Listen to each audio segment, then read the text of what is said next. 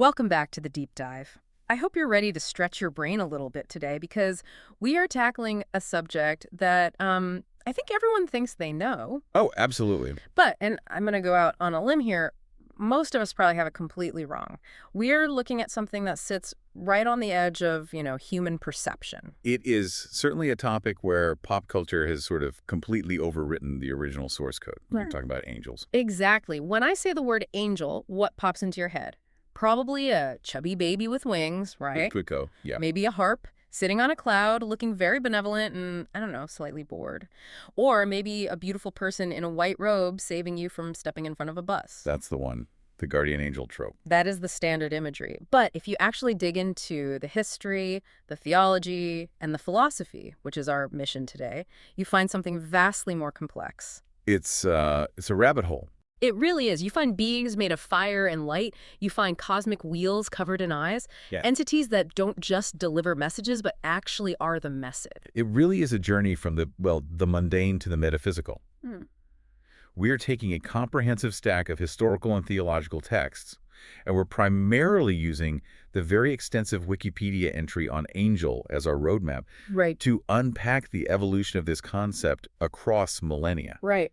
We're going to look at how a word for basically a mailman turned into a supernatural superpower. And to hook you in right from the start, let me just drop a couple of facts we found in the research that they blew my mind. Okay. First off, for the first few centuries of Christianity, angels in art didn't have wings. No wings. At all. They were just guys. Regular guys in tunics. And second, and this is the big one for me, there is a very strong argument in some theological traditions that humans are actually superior to angels. Which sounds completely counterintuitive until you understand the mechanics of free will. It changes the entire power dynamic of the cosmos. It really does. Yeah. So before we get into the linguistic detective work, set the stage for us. Why do we even have angels? Like, conceptually, if you have a God who is all-powerful, why does he need a staff? Why does he need a middleman? That is the fundamental question. Yeah. And it really comes down to the problem of the gap.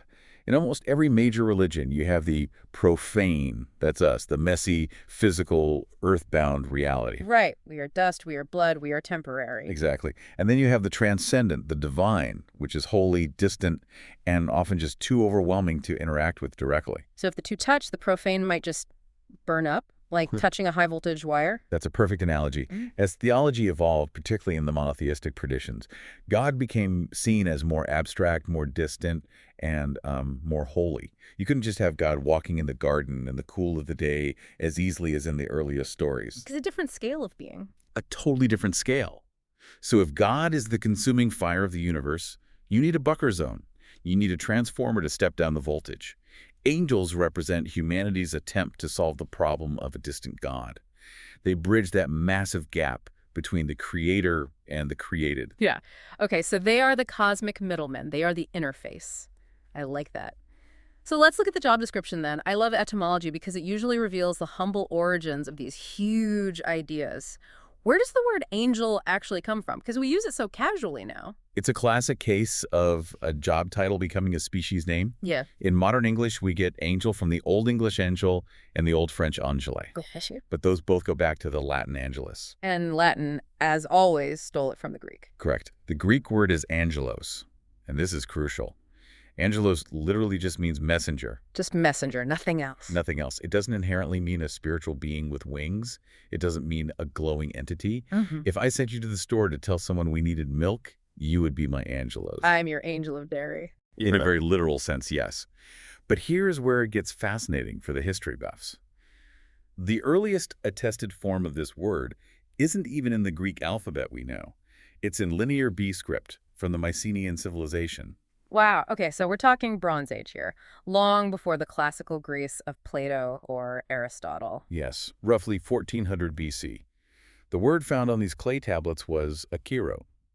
And linguists, like the Dutch scholar R.S.P. Beeks, suggest that this Greek term might actually be a loan word from an Oriental term, specifically the Persian word angeros. Persian. Okay, I wouldn't have guessed that. And what was an angeros? A mounted courier. Ah. Think of the Persian Empire's version of the Pony Express. This was a massive empire, stretching from India to Greece, To run it, you needed communication. You had the king sitting in the capital, and you had these riders zangaros galloping across the plains, switching horses at way stations, delivering royal decrees. That makes so much sense. If you're trying to describe how God gets a message to Earth, you use the vocabulary of the royal courts you know. You picture the king's messenger. The speed, the authority. Right, you see the dust kicking up, the speed, the authority of the seal on the scroll. Exactly.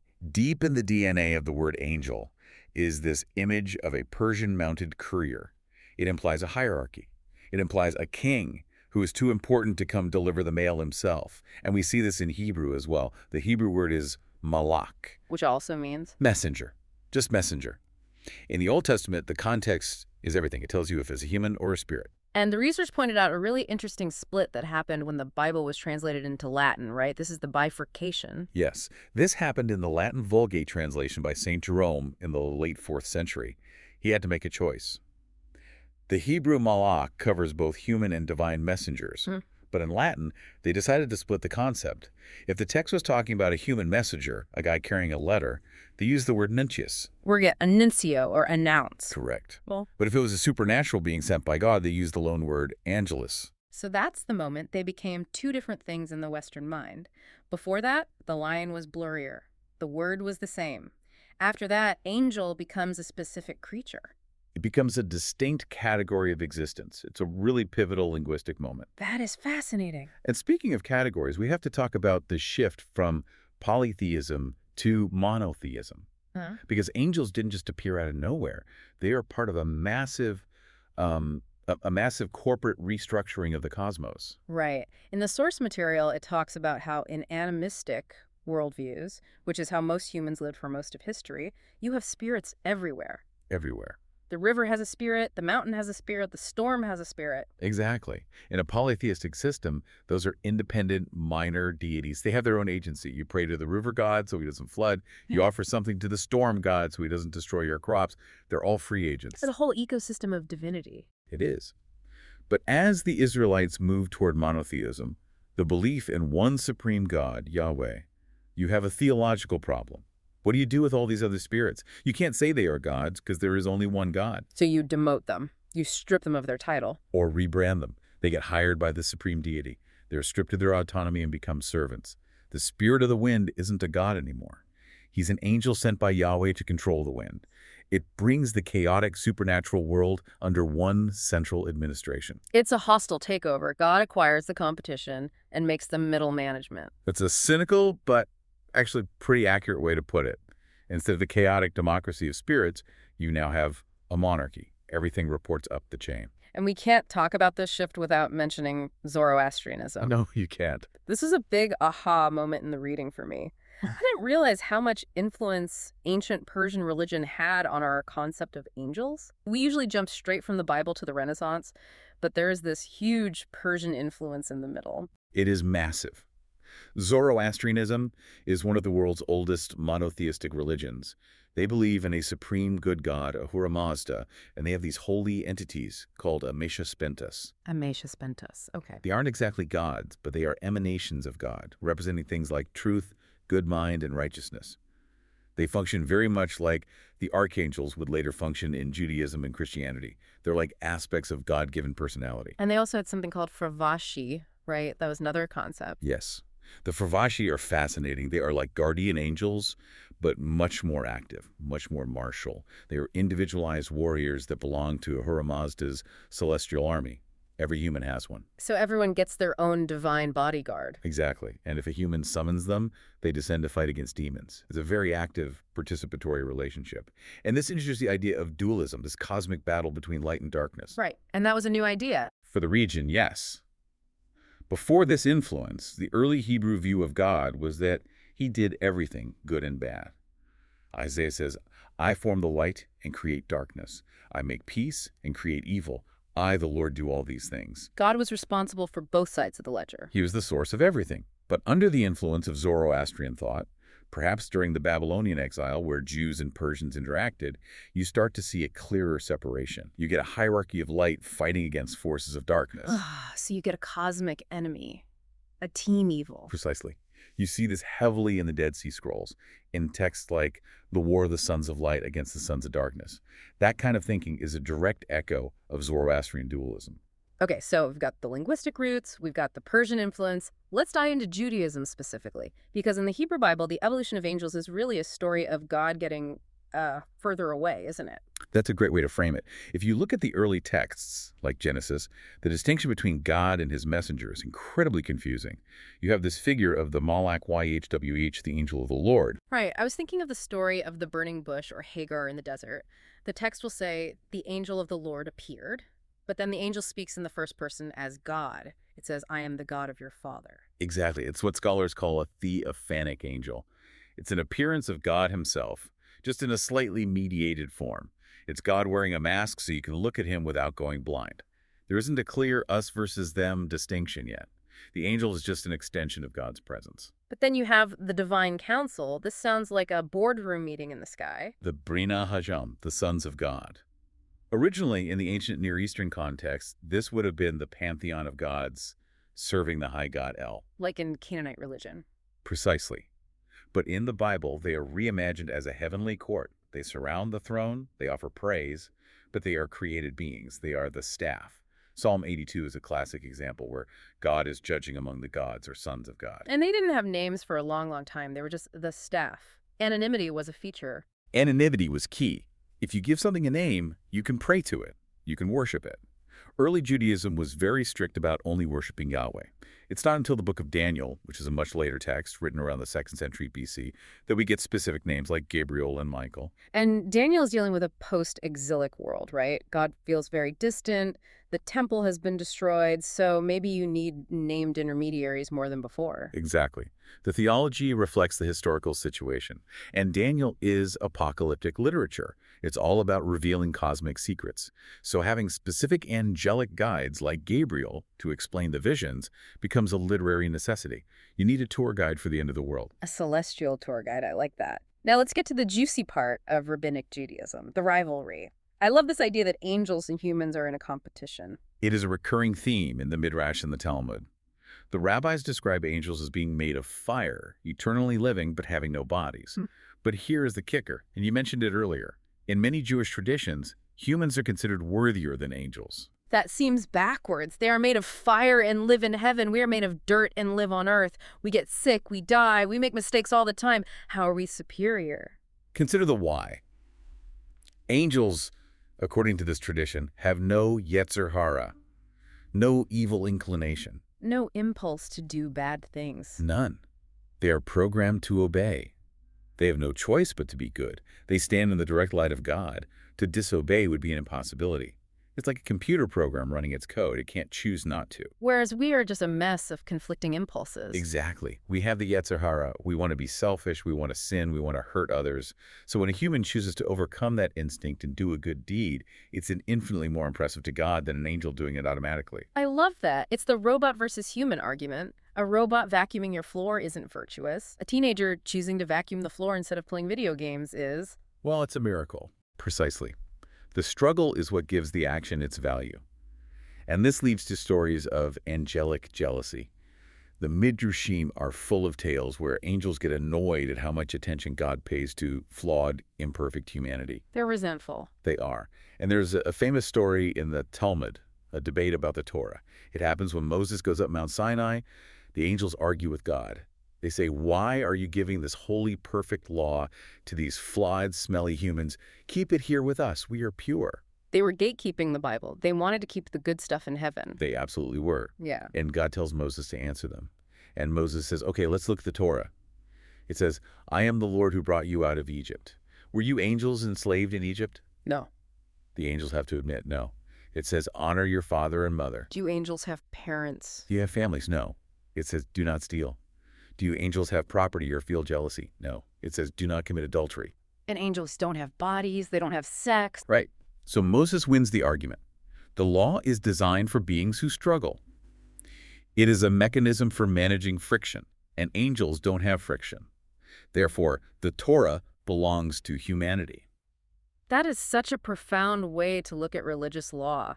It's not for perfect beings. It's a toolkit for imperfect ones. It validates the human experience. It does. It puts humanity at the center of the story. But then we have Maimonides. He comes along in the 12th century and takes this in a completely different, hyper-rational direction. Maimonides is the great medieval philosopher. He was a doctor, a scientist. He wanted to reconcile the Bible with Aristotle. And Aristotle didn't talk about winged men. He talked about forces and intellects and the laws of physics. Right? So Maimonides proposed something radical. He said that angel is just the biblical word for a force of nature. Wait, so gravity is an angel? In Maimonides' view, yes. The force of gravity is the angel of falling. He writes that when the Bible says an angel shapes the embryo in the womb, a naive person thinks a little spirit flies in with a hammer and chisel. Right, a tiny sculptor. But a wise person, a philosopher, understands that God has created a biological force, what we would call DNA, growth, cell division, that shapes the embryo. That force is the angel. That blows the whole thing wide open. It turns science into angelology. It does. He says all forces are angels. It demythologizes them while simultaneously elevating the physical world. It suggests that when we study physics, we are studying the messengers of God. It's a breathtakingly modern idea. It really is. And then, swinging the pendulum completely back to the mystical, we have Kabbalah. Yes, Jewish mysticism. Here, angels are often seen as tasks. An angel is an extension of God's will sent to perform a specific action. So it's not a creature, it's a function. More of a function, yes. And the fascinating part is the idea that once the task is done, the angel might cease to exist. Or rather, the angel is the task. So if God sends an angel to save someone, the angel is the act of saving. When the saving is done, the angel is gone. Correct. It emphasizes that there is only one actor in the universe. Everything else is just a temporary tool, a temporary manifestation of his will. Though Kabbalah also has high-ranking permanent angels, like Metatron. Metatron sounds like a transformer. He's the highest of the angels in some mystical traditions, the celestial scribe, who sits and records the deeds of humanity. He's said to have once been the human Enoch. Wow. Okay, we'll leave him for another day. Let's move to Christianity. Because if Judaism emphasized the rivalry and the law, Christianity got really obsessed with the physics of angels. Physics is a good word for it. Christian theology, especially in the Middle Ages, tried to map out exactly how these beings function in the cosmos. Augustine of Hippo gave us the famous distinction. Angel is the name of the office, not the nature. Their nature is spirit. Okay, so that sets the stage. But the heavy hitter here is Thomas Aquinas, right? They called him the angelic doctor. Yes, the 13th century theologian. He wrote a massive amount about angels in his Summa Theologica. He treats it almost like a hard science, a biological classification. He argues that angels are pure form without matter. Okay, unpack that. Form without matter. What does that mean in practical terms? Think of it this way.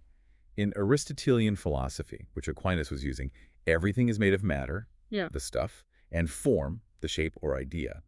A cup is made of plastic, matter, and has the shape of a cup, form. Got it. Aquinas argued that angels are intellects. They're minds. They don't have matter. They're just the idea or the mind of a being. Okay, so they are disembodied intelligences, pure thought. But this created a logical problem for Aquinas. If they have no matter, how do you tell them apart? What do you mean? Like, how do you know Gabriel from Michael? Exactly. If I have two identical cups, I can tell them apart because this one is made of this specific chunk of plastic and that one is made of that separate chunk of plastic. Their matter individuates them. But if you take away the matter, if you just have the pure concept of a cup, there's only one concept. You can't have two identical, separate concepts floating next to each other. They'd just be the same one thing. He can't have two angels of the same type. That was his astonishing conclusion. Yeah. Every single angel must be its own distinct species. Wait, what? Every single angel is a different species. Not just a different individual, but a different species. That was his logic. Gabriel isn't just a different guy than Michael. He is as different from Michael as a cat is from a dog, or as a dog is from a fish. Each angel is a unique, one-of-a-kind category of being, a universe of one. What? It's a wild thought. A billion angels, a billion species. It's like a cosmic menagerie of intellects. Did Aquinas figure out how they think? He did. He distinguished between morning knowledge and evening knowledge. Sounds like a shift schedule at a factory. It's metaphorical. Morning knowledge is knowing things as they exist in God. It's seeing the blueprints of creation in the mind of the architect, seeing the idea before it's made.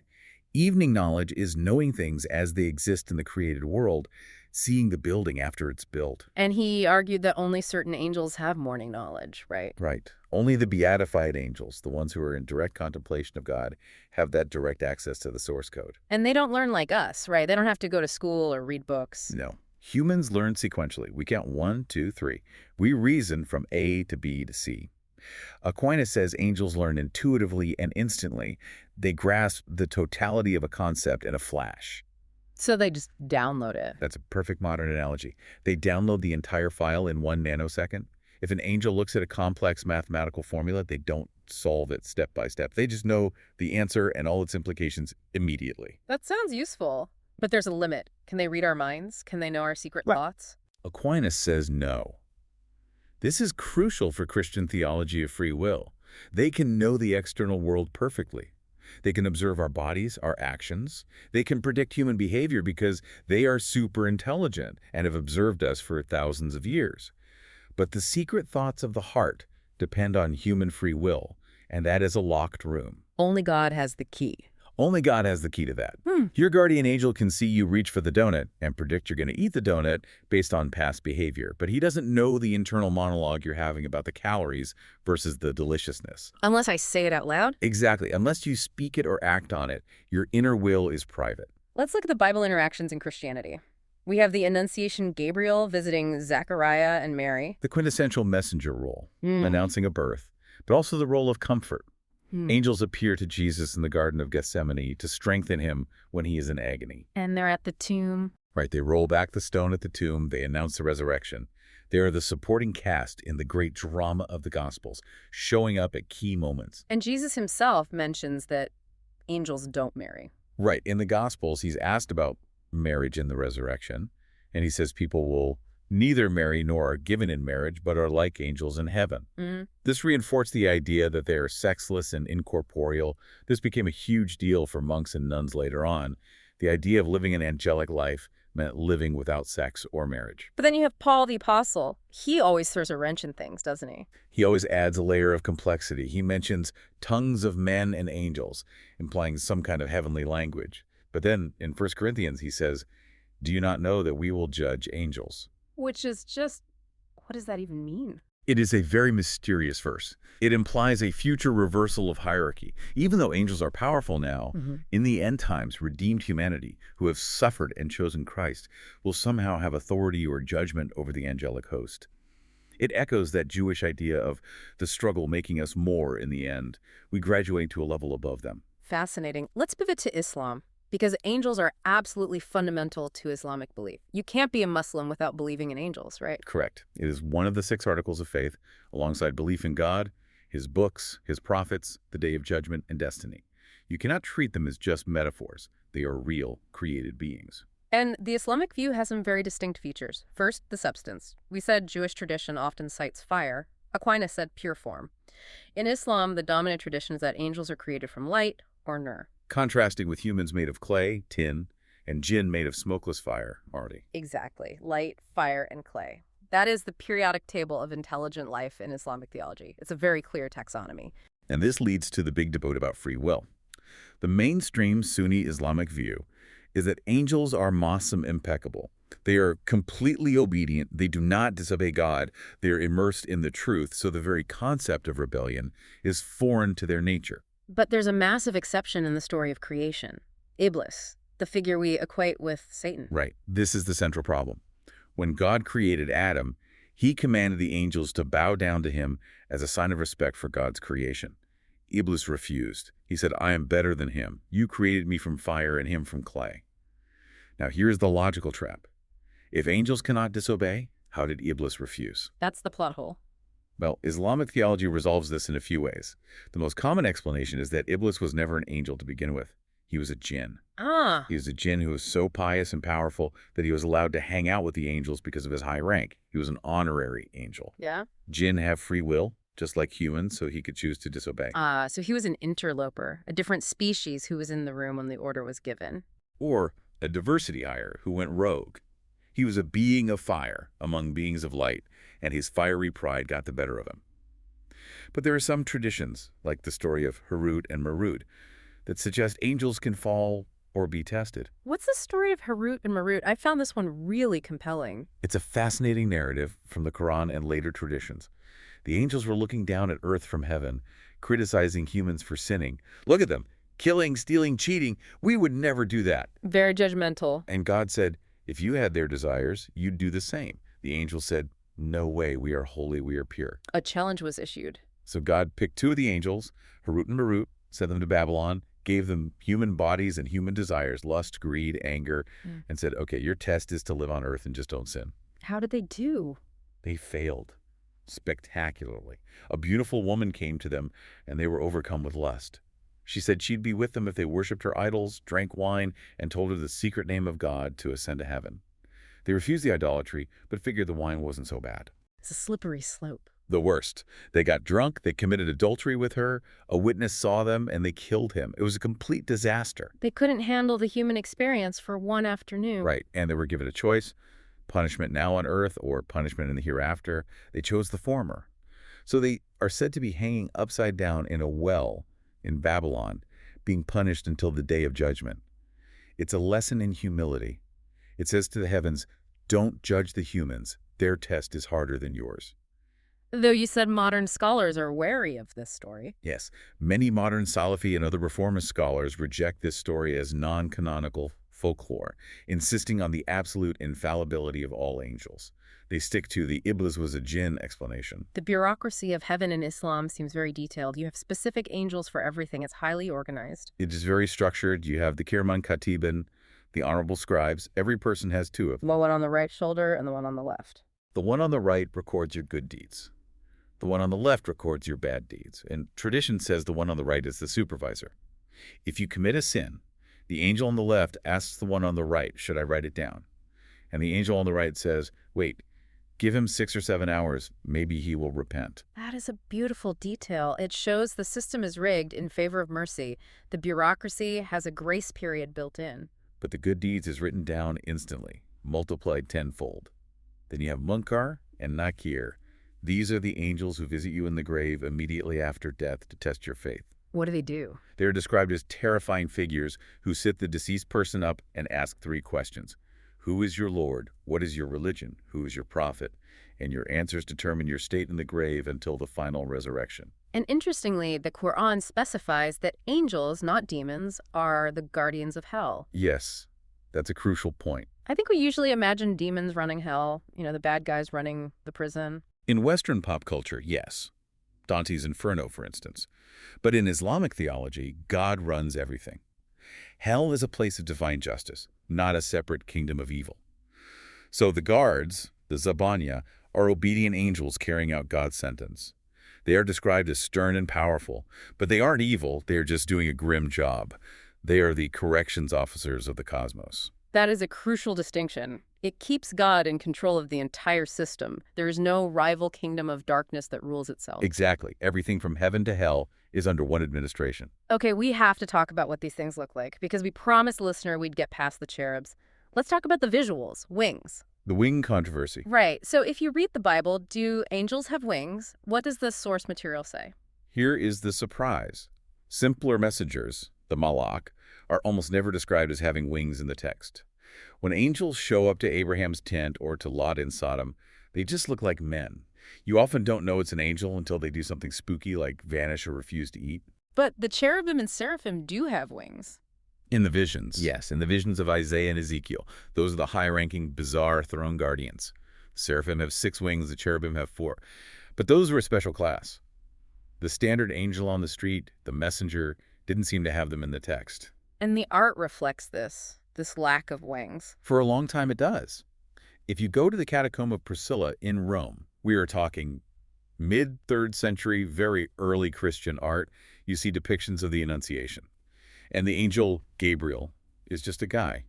He's wearing a Roman tunic, no wings, no halo, just a man delivering a message. So when did they get their wings? When did that become the standard image? It appears to happen in the late 4th century, around the time of Emperor Theodosius, when Christianity became the state religion of the Roman Empire. It seems to be a cultural merger. What do you mean? Well, the Roman world was full of images of Nike, the goddess of victory. She always had wings. Eros, or Cupid, had wings. Thanatos, the personification of death, had wings. Wings were the established visual shorthand for a divine or supernatural being. So Christians essentially borrowed the iconography. They adopted the visual language of their culture. They adopted visual language that meant speed and power and divine origin. It was a way to signal to the viewer, this isn't just a guy in a tunic, this is a being from the higher realms. It was a practical artistic choice. John Chrysostom, the early church father, actually wrote about this. He said the wings symbolize sublimity. Right, he was clear. Yeah. They don't literally have bird wings made of bone and feather. It's a symbol of their ability to move between the heights of heaven and the lowness of earth with great speed. It was a visual metaphor that became so popular we forgot it was metaphor. And what about gender? Theology says they are sexless and corporeal. Art says. Well, art is confused, isn't it? Art has had a long and varied history with this. For a long time, they were masculine, or at least military. In the Byzantine era, angels, especially Michael the Archangel, were dressed like the emperor's bodyguards. They wore armor, carried spears, wore court robes. They were soldiers and courtiers. When did they become feminine or cute? The cute factor, the putty, those little chubby toddlers, really explodes in the Renaissance and Baroque periods. It's a revival of the Greek eros figures. They became symbols of divine love or just decoration. And the more feminine, gentle, long-haired angel becomes popular much later, really peaking in the 19th century. Victorian sentimentalism softened the scary warrior angels into comforting guardians. So we went from wanting a commander-in-chief to wanting a nanny. A celestial nanny, yes. The cultural need changed, and so the art changed with it. But if we go back to the Bible, some of them are terrifying. Genuinely monstrous. Absolutely. The Ophanim, or thrones, Ezekiel describes them as wheels within wheels. And they're covered in eyes. Yes. Gyroscopes of judgment, constantly moving, covered in eyes. And the seraphim, the burning ones, these are beings of fire, with 6 wings, 2 to cover their face, 2 to cover their feet, and 2 to fly. If one of those showed up in your bedroom, you wouldn't feel comforted, you'd be terrified. Which is why the first thing angels usually say in the Bible is, do not be afraid. Because they are scary. Because the natural human reaction to the transcendent breaking into your reality is terror. It shatters your sense of normalcy. You need reassurance before you can even hear the message. Let's move into the final section. Philosophy, ethics, and the esoteric. Because angels aren't just religious figures, they're useful tools for thinking. Right. Medieval philosophers, both Christian and Muslim, loved using angels as moral thought experiments. Like, well, what kind of experiment? Well, think about free will. We sin, but why? Humans are distracted by hunger, lust, tiredness, pain. It's hard to tell if we sin because we are truly evil or because we are just, hangry. Right. But an angel has no body, no hormones, no hunger. It has perfect knowledge of what is good. If that being sins, it tells you something profound about the nature of will itself, separated from all biological excuses. It isolates the variable. It's a pure test of choice. Exactly. It sparked huge debates. The intellectualists versus the voluntarists. Did the fallen angels fall because of intellectual error? They just didn't focus their minds on God's goodness enough? Or was it a pure willful choice to embrace evil just for the sake of autonomy? Is sin a mistake of the mind or a rebellion of the will? That's deep. And on the flip side, you have thinkers like the Muslim theologian al-Razi. He argued for the superiority of angels. Yes, his virtue ethics took the opposite stance of the rabbis. He argued that angels are superior to humans because they are morally perfect by nature. They don't have to struggle. Humans are limited by our biology, our needs, our pain. He saw that as a flaw, not a feature. So for him, effortless perfection is better than hard-won virtue. Exactly. It's a fundamental disagreement about what makes an action good. And then you have the Gnostics who flip the script entirely. The Gnostics are always the plot twist. In many Gnostic texts, like those found at Nag Hammadi in Egypt, the material world is a trap. It's a prison. It was created by a false, ignorant god called the demiurge. And the angels in this system. They are the prison guards. They are the archons. They aren't benevolent messengers of a good god. They are hostile powers that rule over the planets and the material world. And their job is to stop the divine spark, the soul, from escaping the earth and returning to the true, transcendent divine realm. So in Gnosticism, you don't want to meet an angel. You want to sneak past him. You need secret passwords, secret knowledge gnosis, to bypass them as your soul ascends through the heavens. It's a cosmic jailbreak. The angel isn't a helper. He's the warden. That is such a cool sci-fi concept, the heavens as a series of guarded gates. It's very influential on a lot of later esoteric thought. And speaking of alternative views, what about theosophy? This was the late 19th century mystical movement. Yes. Helena Blavatsky and her followers. They had a very different take. They viewed angels, or divas as they call them, using a Hindu term, as agents of evolution. How so? They believed these beings lived in the atmosphere or the sun and were responsible for guiding the growth of plants and the formation of nature. They were seen as the intelligent minds behind natural processes. So they're like supernatural gardeners or programmers for the simulation. In a way, but they saw them as a separate evolutionary line. Humans are evolving one way. Divas are evolving another. We don't turn into them when we die. They are a different kingdom of life, just as distinct as the animal and plant kingdoms are from us. And finally, before we wrap up, we have to mention the Bahá'í Faith, which has a very beautiful, metaphorical take on all this. They view angels as people, specifically people who have consumed all human limitations with the fire of the love of God. So an angel isn't a different species, it's a state of being. A human can become angelic. Exactly. To be an angel is to have burned away your selfishness, your ego, and to act as a pure conduit for God's will on earth. It brings the concept right back down to human potential. That brings us full circle back to the idea of humanity's role in the cosmos. It does. So we've covered linguistic roots, Zoroastrian wars, Jewish rivalry, Christian physics, Islamic obedience, wheel monsters, and Gnostic prison guards. What is the synthesis here? What does this journey tell us? I think the journey shows that angels started as a functional necessity, a way to explain how the divine interacts with a distant world, the messenger. It was a solution to a theological problem. But over time, they became a canvas. A canvas for what? A canvas for us to project our own anxieties and hopes onto. Are we better than them? Do they judge us? Are they just forces of physics? Are they our guardians or our jailers? The way a culture defines its angels tells you a lot about how that culture defines itself and its place in the universe. They are a mirror for what we think about God and ourselves. Precisely. And I want to leave the listener with that provocative thought you mentioned earlier, the one that comes from Maimonides. Yes, it's a powerful one to sit with. If Maimonides is right, and angels are essentially the laws of nature, the forces that make the universe run, then consider this. When a scientist describes the force of gravity, or a biologist describes the elegant mechanism of DNA replication, are they actually doing theology? Are they describing the angels just using a different language? If the distinction between scientific law and angelic agent is just a matter of vocabulary, then we are interacting with angels every single moment of our lives.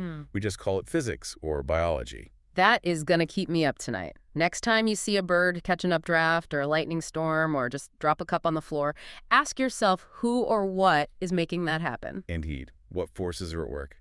Thanks for diving deep with us. We'll see you next time.